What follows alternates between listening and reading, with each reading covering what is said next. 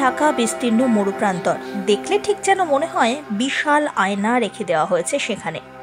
ভুজের কেন্দ্র থেকে ডোরডো গ্রাম পর্যন্ত প্রায় ৮৩ কিলোমিটার পথের দুপাশে মাইলের পর মাইল শুধুমাত্র ধুধু মাঠ আর কাঁটা ঝোপের ঝোপ জঙ্গল ছাড়া কিছুই তেমন নেই।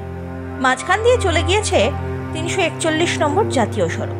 তারই মাঝখানে একটি ছোট্ট শহর, কিন্তু সেখানে আবার ঘর বাড়ি কিছু নেই। তাঁবুর শহর বা টেন্ট সিটি, কাপড় বাঁশ রড দিয়ে তৈরি, আর তাকে ঘিরেই চারিদিকে রং আর আলোর মিশেল। আর এই তাঁবুর শহরই বর্তমানে হয়ে উঠেছে পর্যটকদের অন্যতম আকর্ষণের কেন্দ্রবিন্দু। গুজরাটের কচ্ছ সংলগ্ন গোটা তাঁবু শহরটিকে ১২টি ক্লাস্টারে ভাগ করা হয়েছে। মোট ৪০০টি তাঁবু রয়েছে সেখানে। ছোট বড় সব মিলিয়ে এক একটি তাঁবুর জন্য এক এক রকম সুযোগ সুবিধা।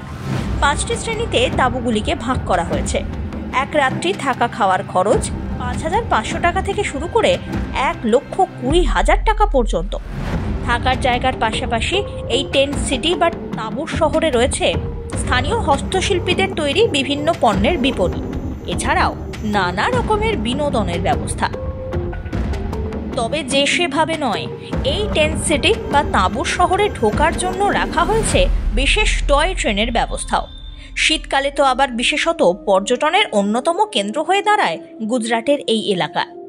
তাই যারা কিছুদিনের ছুটি নিয়ে নতুন কোথাও অ্যাডভেঞ্চার বা অভিজ্ঞতার জন্য ঘুরে আসবেন বলে ভাবছেন, একবার ঢুঁ মারতেই পারেন কচ্ছ সংলগ্ন এই তাঁবুর দেশে। Bureau report, one India Bangla.